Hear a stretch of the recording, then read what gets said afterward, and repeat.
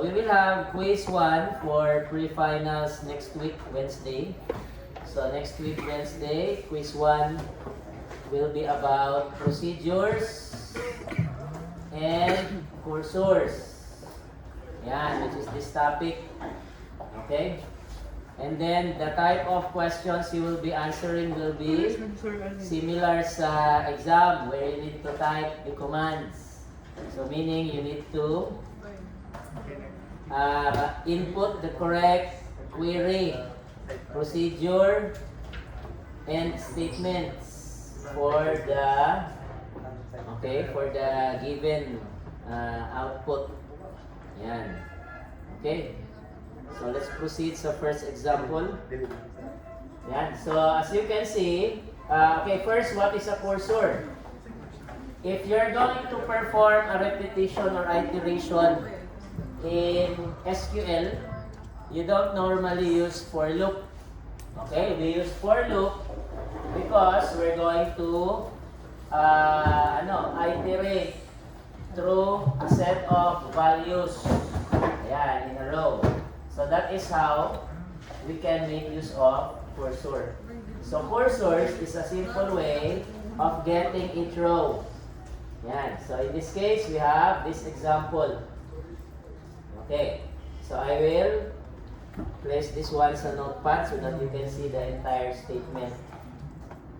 Okay. So for your quiz 1, next meeting, yan. So your answer will, of course, look like this. Yan. So we have here a procedure. So every time you create a procedure, as what we discussed last meeting, you're going to start with a delimiter and end it with a delimiter. Yes, so delimiter and delimiter dollars and end it with a delimiter semicolon. And then you create a procedure. And in this case, you drop a procedure if it exists, otherwise it's created. So this one is optional. Okay? So you create a procedure called cursor proc. As you can see, there's no parameters.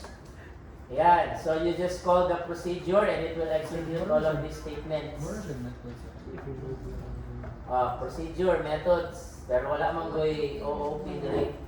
So it's just a procedure function sa MySQL. Ayan lang, code. Okay. So first, we have variable declaration. So this is how you declare variables in MySQL. And we have here a variable that is declared and its data type is a cursor. Diba? Normally, you declare a variable as varchar, double, okay, if it's currency, for example, text or int. But in this case, we have a variable called core product that is declared of type cursor. So this means this variable will hold multiple rows. Yan, it's like an array. So core product is like an array. Yan. So we're going to assign values to this array, core product. So the value of that array contains all the product code of the products table. Yan. So if your products table is this one, yan, this is your products table.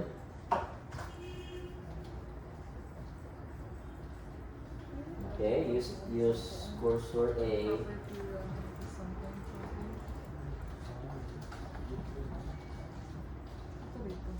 Yan. So this is my products table.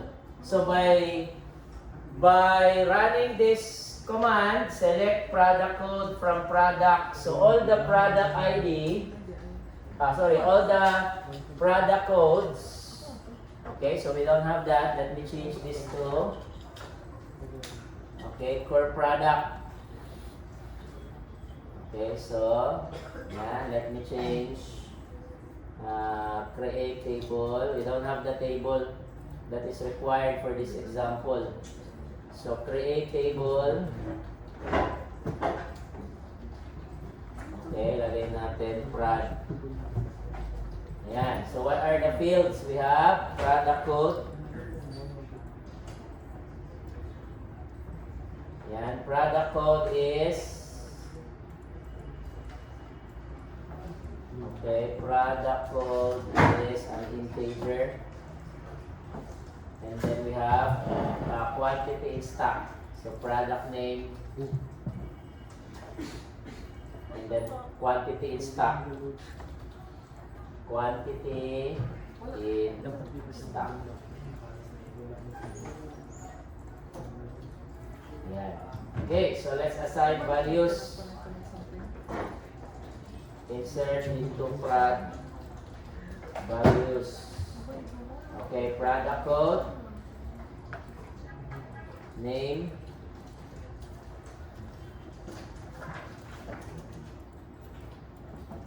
quantity in stock. Okay, next, product code again. Product name, quantity. Yeah, another product code. Name, and then quantity. Okay, so we have 4 products. Okay, yan. So we have 4 products. Your cursor will now hold this one. The name of the cursor is core product. Will hold all the values of the product code. All the product code, as you can see here, is 11, 12, 13, 14.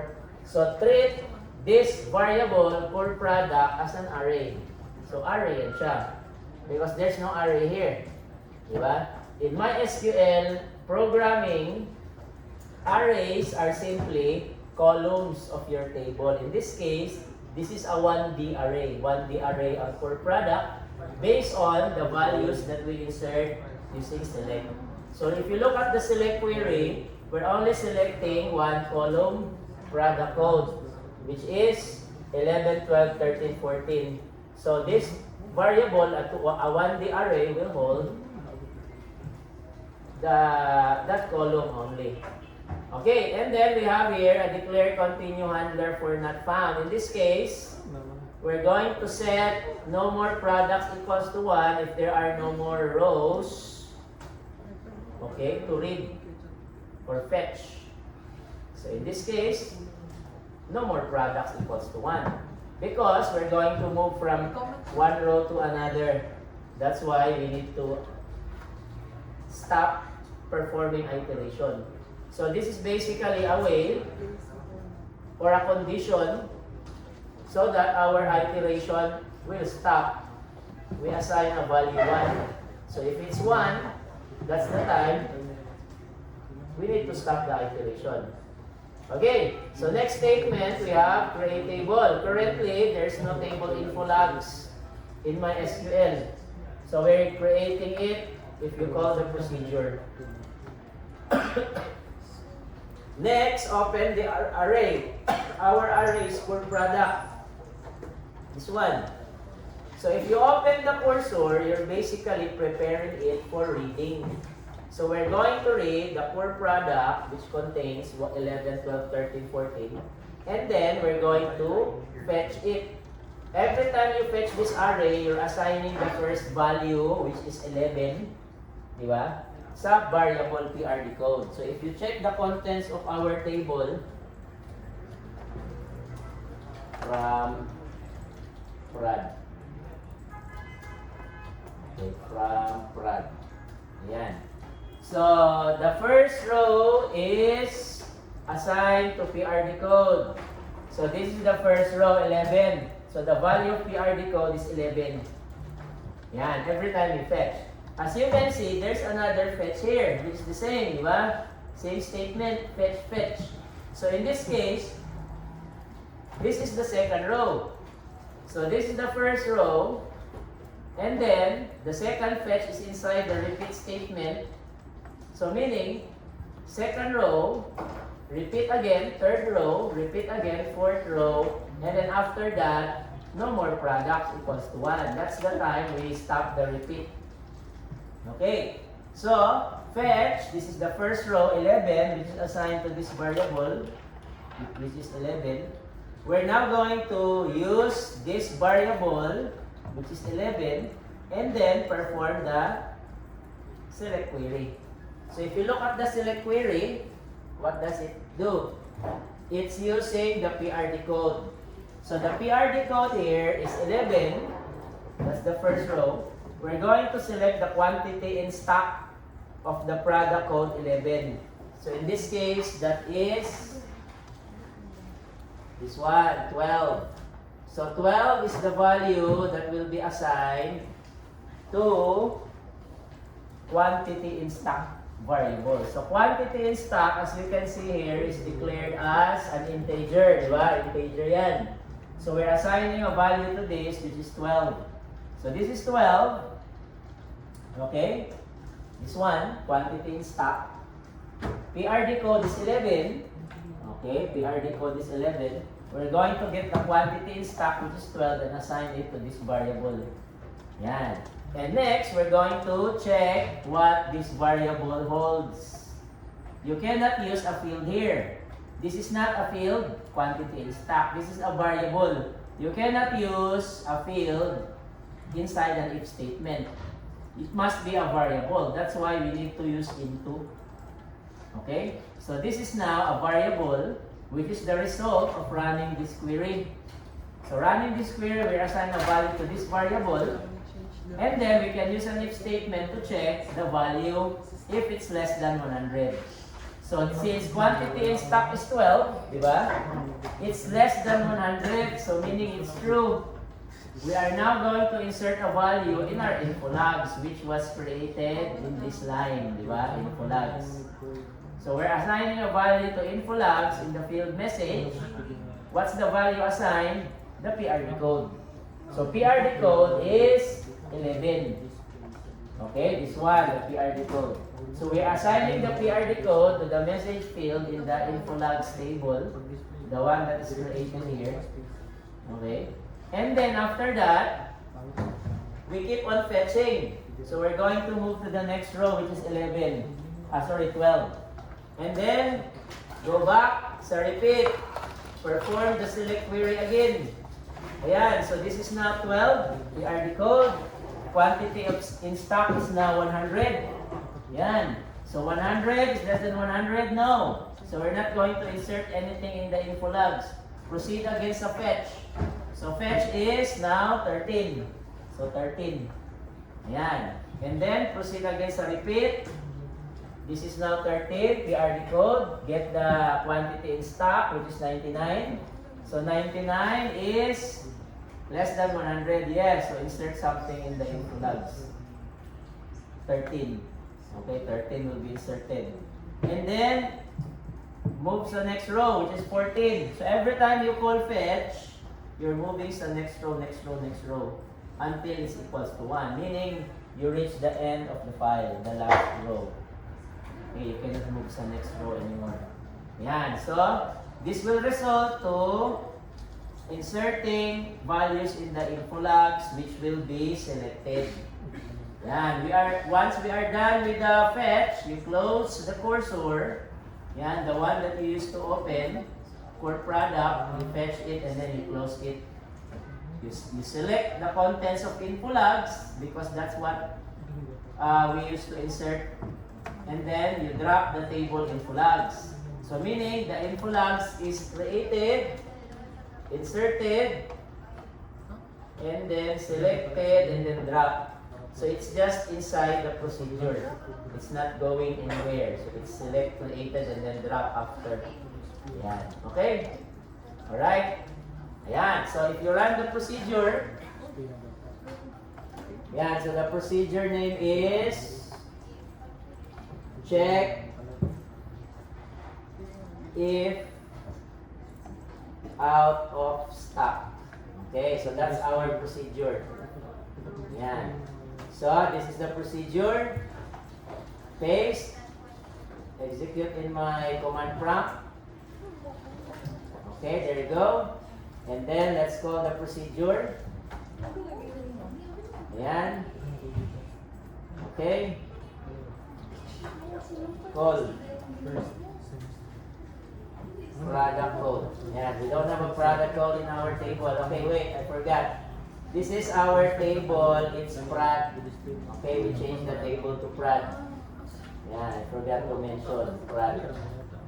Okay, so I need to drop the procedure. Ayan, this is our procedure.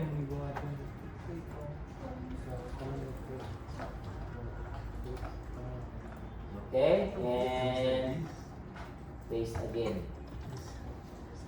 Okay, and then call. Wait, this one. Check.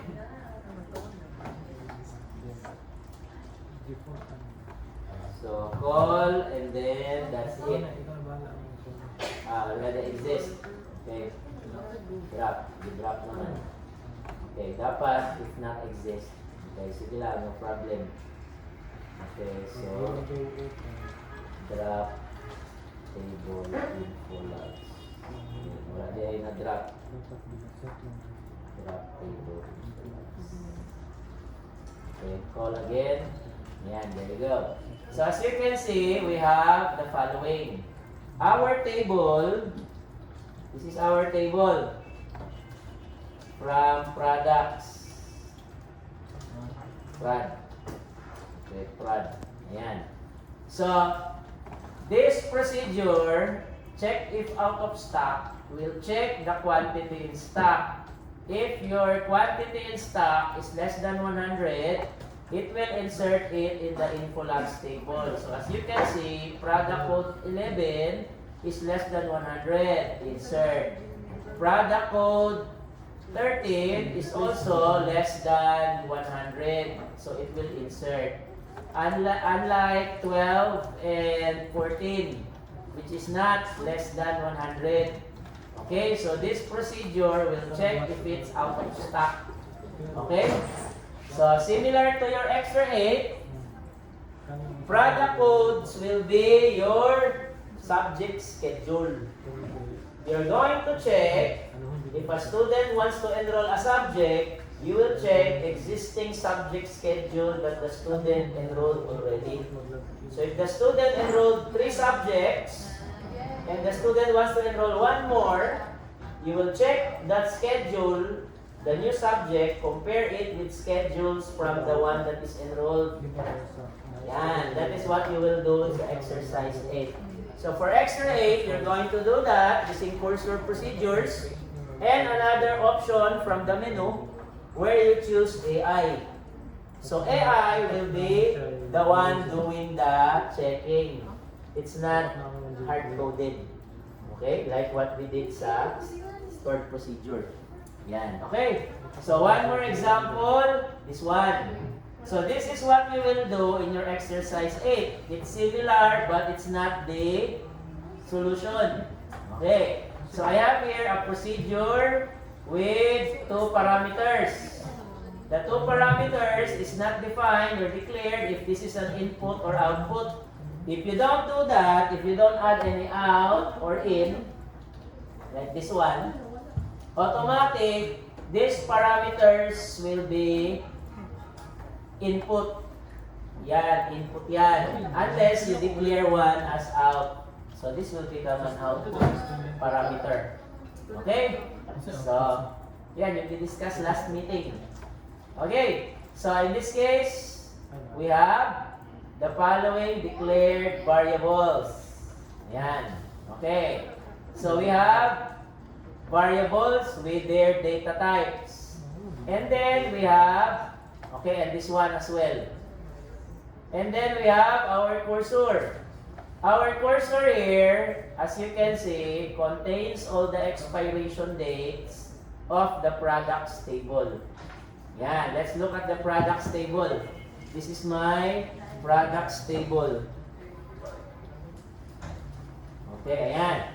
So I have here select query because our array or cursor product, cursor or array, similar thing lang yan siya, but for MySQL, it's called cursor. Yan. Array sa SQL, it's cursor. So we're going to select all the expiration dates. Ito daw. Yan.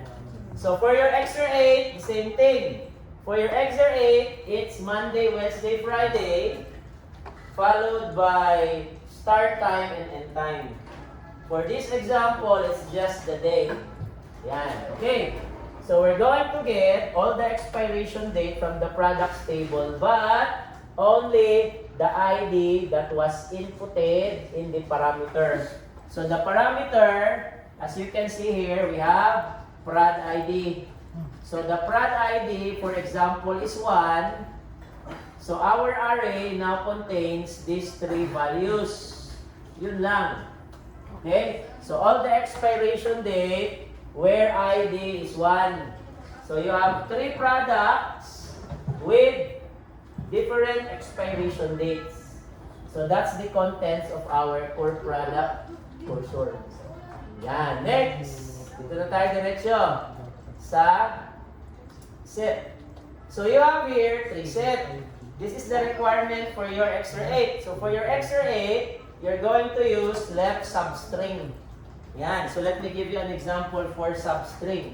How do you get the month? Yan. To get the month, you type select left, okay, from products where PID is equals to 1. Yan. Okay, what is the field? It's expiration date. Expiration underscore date. Comma 2. Ayan. So these are all the months. 10, 11, and 12 of all one product ID. Okay. So it's similar to this one. Minaw ha. Next you have substring. Okay. For substring, it's the same thing, but we have a starting position.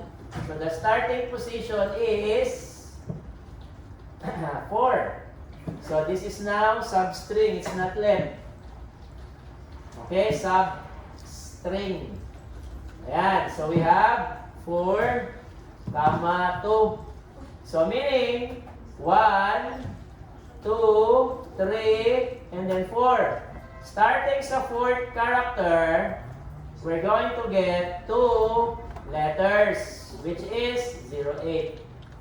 Okay, so that's 4, comma 2. Ayan. So you will see that these are all the days of PID1 because that's our query. Diba? PID1. Ayan. Okay, how do we get the year this time? So here is 7, comma 2. Okay, there you go. So these are all the years. Ayan, 25. So for your extra 8, you're going to get the start hour, start minute of the subject, end hour, and end minute. Because that is what you need to compare. Yan ang gawin niyo sa extra 8. So for this example, we use left substring. For extra 8, you're going to use the same thing. So for extra 8, I need to look at your stored procedure. Dapat yan ang ginamit nyo. Okay? Yan. Alright? So, okay. So as you can see, we now have the month, day, and year. We are now going to get, the second query here is we're going to get the current day, the current month, and the current year. So if you do this here, select, okay, tapos nag-day ka, and then now, ayan, this will return the current day. Okay, di ba? Which is 6. If this is, for example, month, the current month is 10. Ayan. And then we have year. So we have year. The current year is 2025.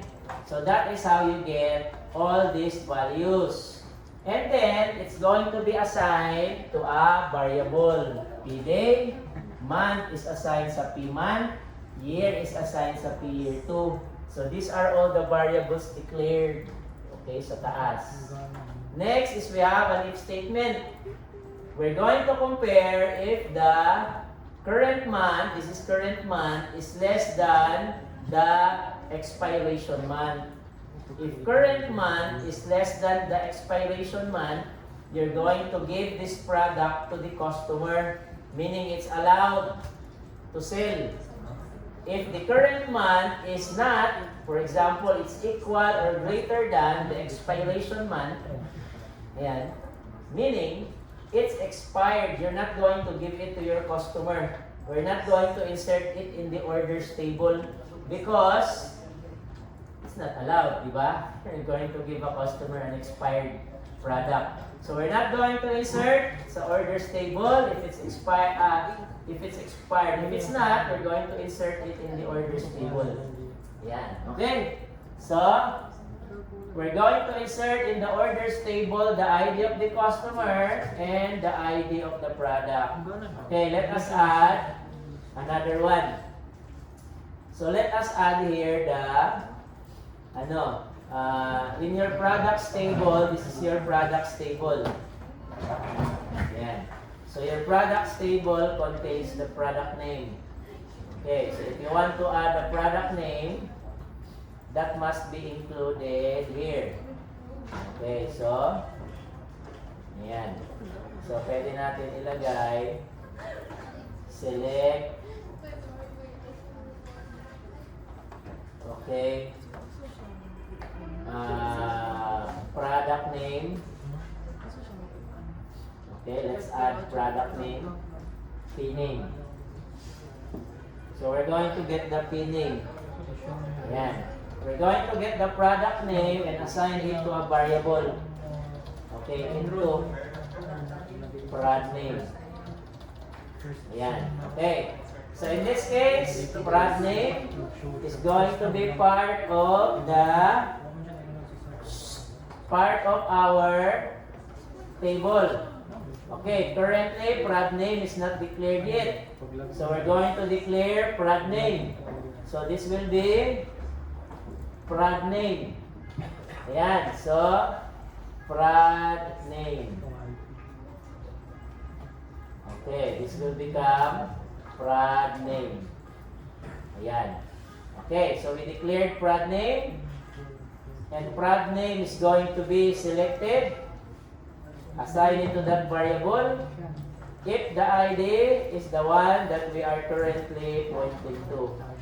Okay, and then in our products, in our orders table,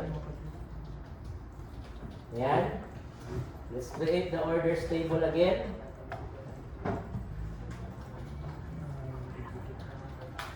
Okay, create table orders.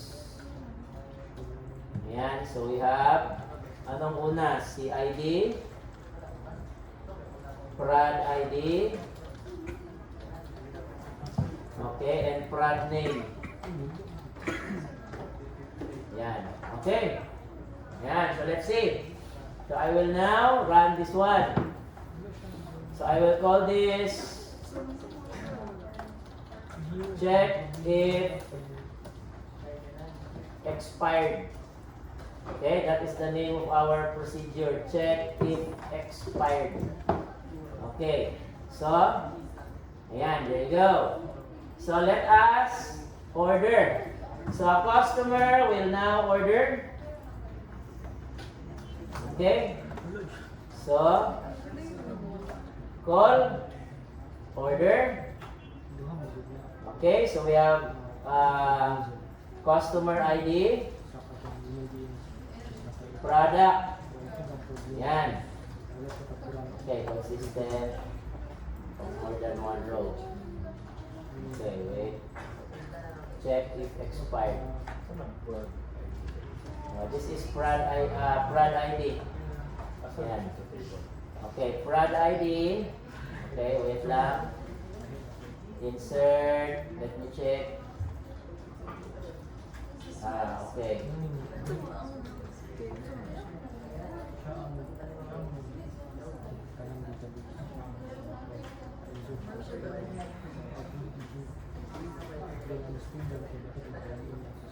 Ito, dalawa daw yung row. Okay. So, our products must contain only one row. Kaya hindi pwede dalawa. So, this is the current products table. Okay, products. Same ID, dapat hindi pareho. Okay, so this is our product. As you can see, they have different. Okay, yan. So we need to use the expiration date instead. Yan, because we're returning a different. Okay, I will use the expiration date instead. Okay, so expiration date. Yan, pwede kasi dalawa daw, pareho. Okay. Yan. Yan, okay. So, yan, let's see. Drop.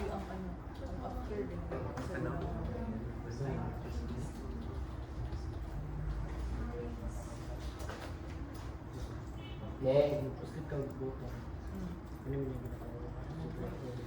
Okay, and then call the procedure again.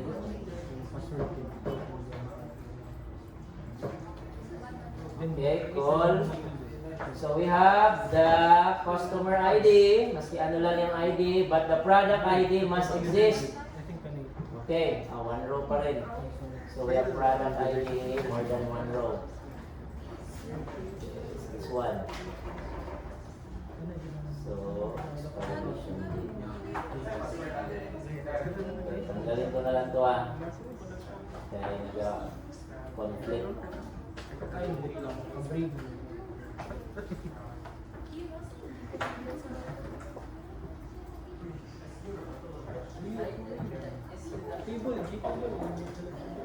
Okay, so yan lang.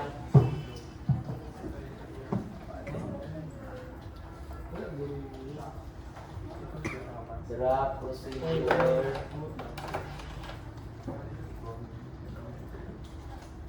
Okay, so wala na yung select And then, call the procedure. So if it's expired, it will not be sold to the customer.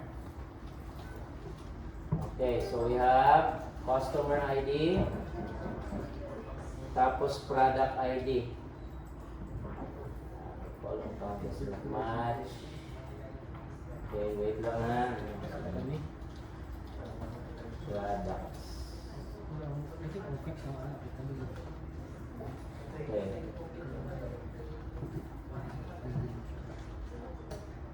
Wait. Yes. Okay.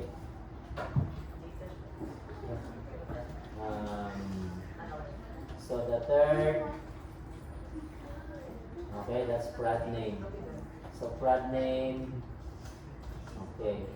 So let's just assign a product ID instead. Okay, yun na lang. Kasi nakita ang siya. So drop procedure.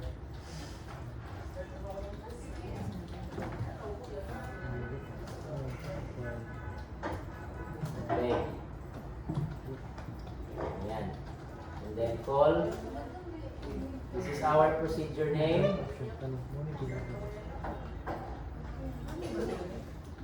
Okay, call natin. So, one customer, product. Yan. So, if we're going to select, asterisk from orders. So, as you can see, the orders are given to the customer. So, select asterisk from products. What are those products? So the customer wants to buy product 1. This is product 1. There are 3 product 1s. Diba? So the customer wants to buy all product 1. You will only give the product to the customer that is not expired. In this case, this is the 2 products that is not expired. So product, this one and this one. Okay? Not expired. If the customer wants to buy product 2, are we going to give the product 2? Ayan, product 2. Product 2 here, as you can see, is expired. Di ba? October pa nag-expire. So, let's check. Orders. There you go. It's not given. We did not give the product to the customer because it's expired. What if you order a product that is not? Ayan, that's not expired. Okay, so check again the orders. It's given to the customer. Ayan, because it is not expired. Okay, mag-expire pa siya sa 11. Ayan, okay? So for your extra 8, you're going to do the same thing. You're going to use left substring to check the schedule if it's conflict or not conflict. So, yan, the student wants to enroll a new subject. You're going to compare the new subject with all the existing enrolled subject. Yan, if there is a conflict, it will not be inserted in the enroll table. Okay? Hindi niya i-insert. Ayan. Alright? So for your quiz next meeting, Wednesday, you need to type commands like this one. That's why you need to study. Okay? Hindi pwedeng drag and drop because there will be a lot. Daghan kaayo, i-drag and drop. Diba? So in this case, you will be typing commands like this one. Okay? Similar sa exam. Ayan. So, you have to remember the format. Declare the cursor. Okay? Tapos open, fetch, repeat. And the statements that you're going to repeat will be already fixed. So ito, fixed na yan. Okay? Hindi pwedeng mauna ang set. Set should, later ang set. It should be the first thing you need to do. This is the assignment statement. Diba? Assignment statement yan. And then if statement. Yan. Sir, Yes. so select day now. Kasi diba sila sa now? ID? Month now. Ito, this one, yung ginawa ko kanina, di ba? Select. I-type mo dyan. Select now. This is the current date. Ayan. So if you're going to get only the day, so the day is, ayan, 6. Di ba? 6 man ngayon. Okay, so if you're going to get the month, ayan, ilagay mo dyan, month. So i-compare mo yan si current sa expiration date. Okay? Ganyan. Alright? Okay. So, once the iteration is done, it will assign 1 sa no more product, and the repeat, close, the cursor, and delimiter. Okay? That's it. Alright? Okay. So, that's the cursor. And the next meeting, Wednesday, we will continue cursor. And then we're going to cover naman nested cursor. So we have nested for loop. Diba? May for loop tayo. This is one iteration. Isang loop lang ito siya. Diba? It will repeat the same statement. We're going to add another repeat inside repeat. So we're going to compare 2 rows, 2 columns. Okay, 2 columns of array. This is just one array. The array is all the expiration date. We're going to iterate another array inside an array. Okay, so that we can create a 2D array. Yan. So our array comes from our table. Yan. Okay? So that is what we will discuss next meeting. So for your quiz sa Wednesday, nested cursor. Yan, okay? Next meeting Wednesday mag-lecture, and then next week Wednesday quiz. Okay? Ganyan. So study for that one. Sir, dili excuse sa Wednesday to mag-prepare for party. Sa Wednesday, ay mag-lecture pa rin. Mag-attend pa rin. Anong oras? Ang attendance, sir. Sa attendance lang kayo excuse. Pero So, dili may mag-sir. attendance lang. Pero sa lecture, ano na lang muna. So, dili may mag-sir. Kung ano mo yung ginabuhat, basig, ano mo yung ginabuhat. Okay, dapat Yung mga second. na amoy participation. Ikaw, participate ka. Okay. Attendance, Aguilar, Sir, Alcontin, Present. Alib, Anyasco, wala? No, sir. Di marinig. Ang Arinyo, Azuhata, wala, Azuhata, wala na no? Kabato, Campos, Eroy, Escarilla, wala na po no? Pugata, Han, Lanyo.